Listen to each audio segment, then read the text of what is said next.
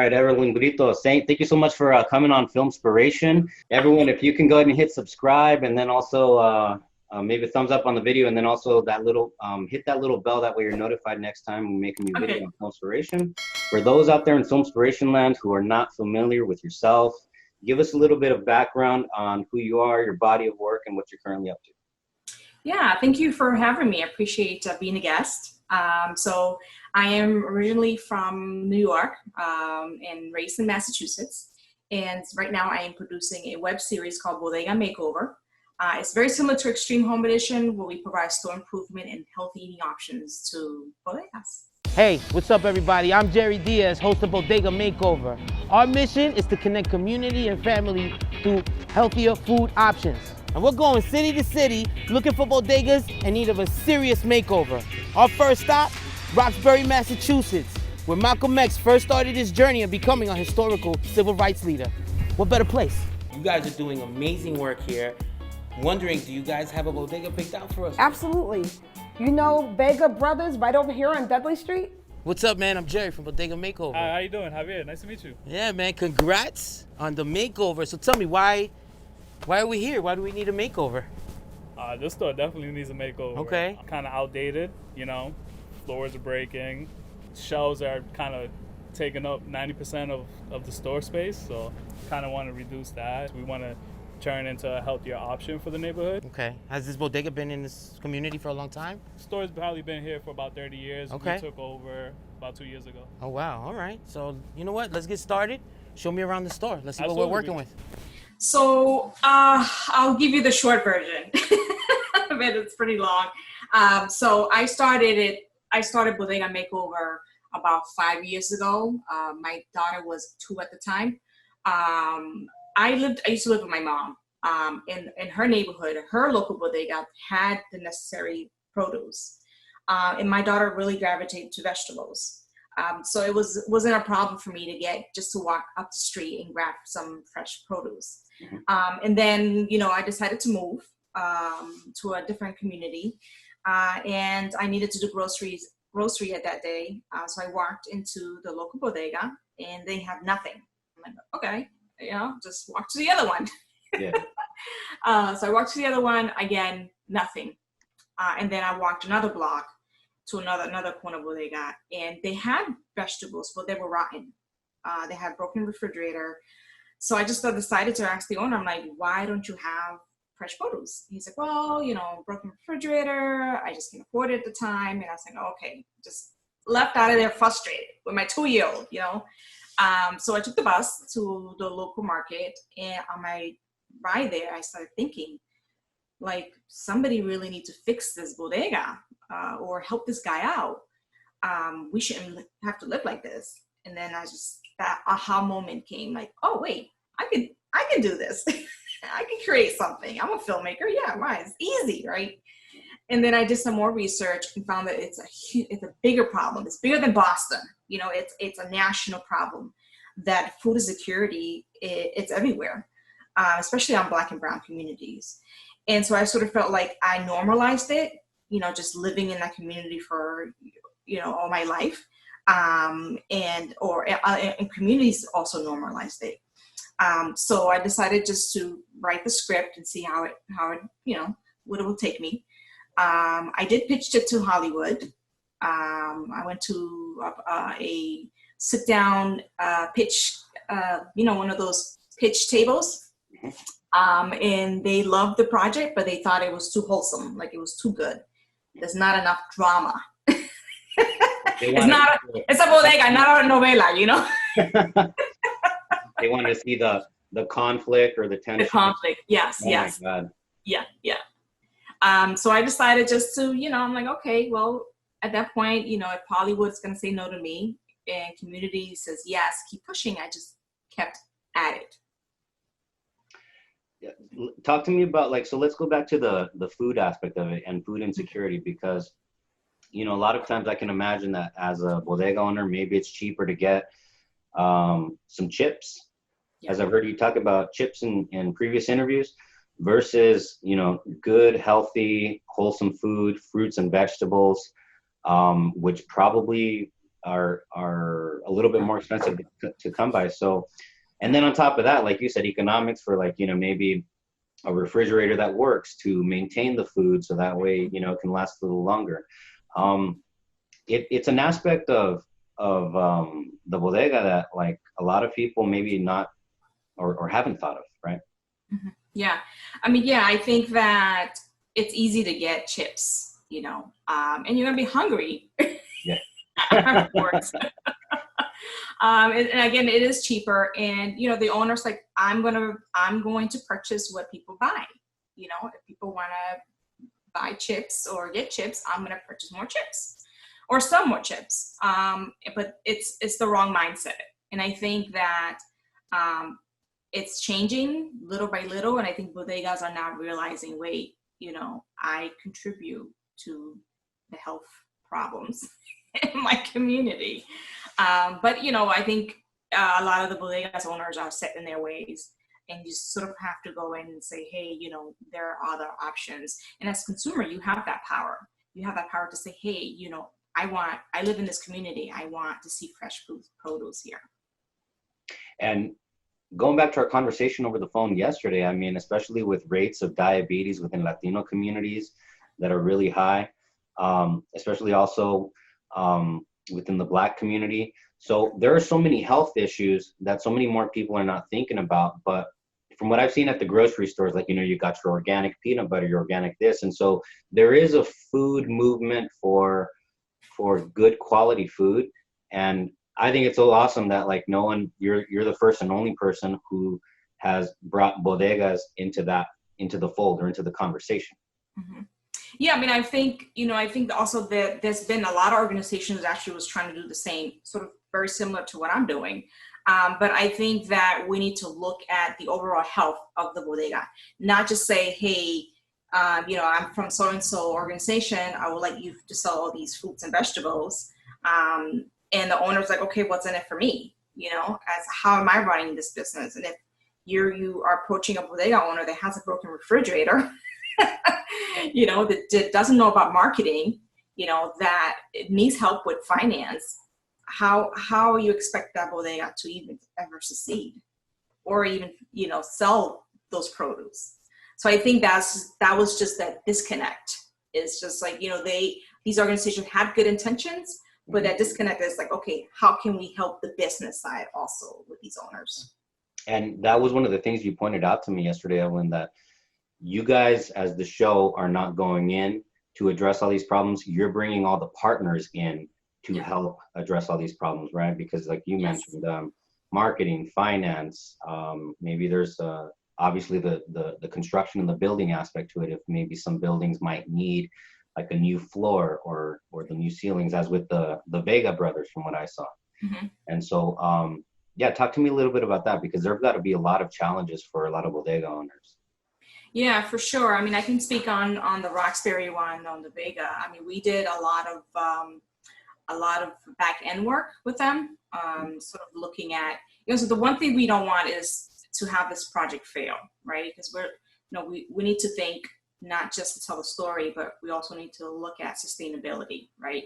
So we did a lot of work with the owner to find out what are the things that he needs to have here, you know, and just do a survey. So we did a survey, and we found out that a lot of people in the community want to-go stuff, you know, like sandwiches, soup, salads, yogurt, something that he's not selling. So those are those, okay, so we need this type of refrigerator. So just little things like that, and then connecting him with our organization like Madison Park Development and looking at long-term, you know, like how can we use their programming and connect it to the bodega.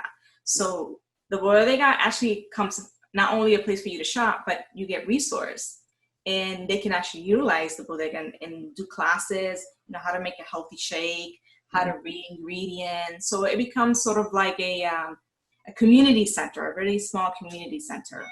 But those were the important works that we needed to do first before we even talk about remodeling. So once we did that, we passed that phase. Then we looked at sort of the design, and that's how I was able to get this architect company to do some incredible work.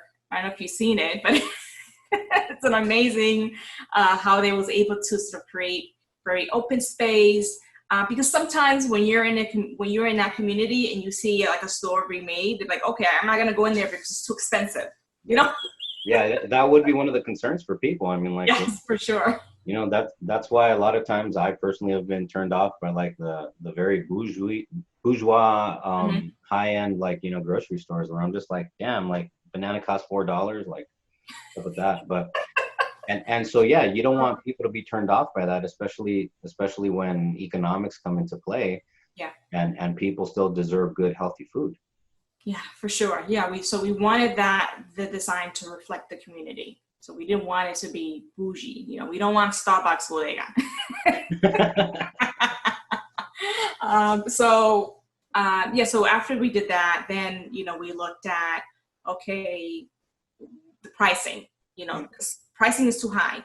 You know, you can't sell a gallon of milk for $5. That's just too high for the community. So we looked at sort of like, what are the things that he can do to offset those costs? So if he's selling sandwiches and soups, then he can lower those prices on those essentials, you know, like milk, eggs, and cheese, and plátanos.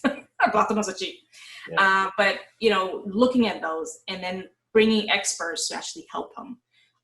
We did a lot of work with the city of Boston, the economic development, and he was eligible for a storefront grant. So that's great. And they also helped him with other stuff. So a lot of bodega owners don't know that there's a resource out there for them. Yeah. English and in Spanish. So wow. It's just a matter of them just reaching out to the city and saying, hey, you know, what can I take advantage of? But there's also a part where like, well, you know, we don't want to go to the city because we don't want to rock the boat. You know, it's that mentality where, you know, like, hey, that's when the education piece comes in. It's like, no, they're here to help you. They want to support your business. All you have to do is just find out. Yeah. If it works for you, if not, there's other organizations out there that want to see your business succeed. And you know what, Evelyn, talk to me about the cultural aspect with regards to, like, for example, because I myself, you know, grants and loans, right? I forget, like, oh yeah, maybe I could look for those too, because I think our culturas are many times so used, especially going back to the old countries, are especially so used to being so independent, you know, that we don't, or maybe back in the home countries, maybe the governmental systems are really not a thing to be trusted or maybe that useful. And so there are a lot of resources out there that I'm pretty sure I'm not even thinking about. Yeah. And that has to come into play too, right? Yeah, for sure. You know, I think that the old generation of bodegueros, I think they do have that sort of mentality where we don't want nothing from the city because, you know, we came here with nothing and, you know, we made something out of nothing. Yeah. And why do we need that extra, you know? So I think that's an old mentality.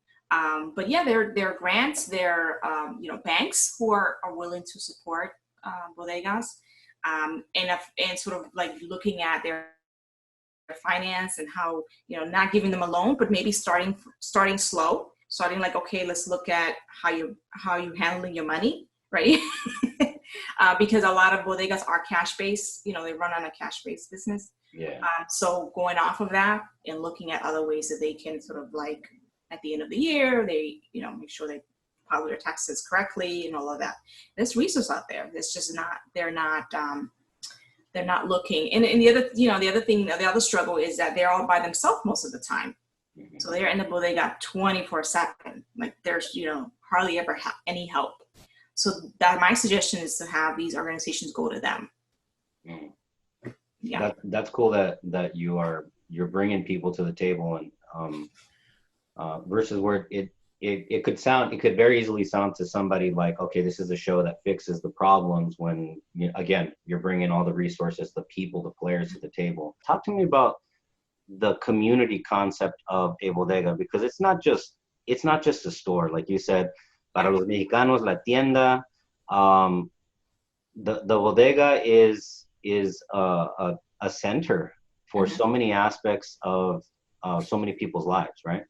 Yeah, for sure. I mean, I think they play a huge role in the community where, you know, if you don't have enough money to pay for your groceries, you know, we have this thing called fiao. I don't know what you guys call it over there. Sometimes they get, hey, papi, put me in the books, you know? Okay. Yeah. And so, you know, you're like, oh, that's okay, just pay me next week. Mm. These large chain supermarkets, I'm not doing that, not gonna do that, you know? Yeah. That's only sort of the only place where you can just say, hey, listen, I don't have enough money, can I pay you? No problem. And, you know, and also you get a connection to your culture, right? Because it's the only place where you can get those culturally relevant foods, right? Yeah. And then, you know, and you get to hear politics or, you know, stories from back homeland where you don't hear because in the news or you hear bad things, you know. Yeah. Yeah. And the elders, they really talk about like the good parts of Santo Domingo or the stories or, you know, sort of recipes where, you know, back then there was no Google, you know.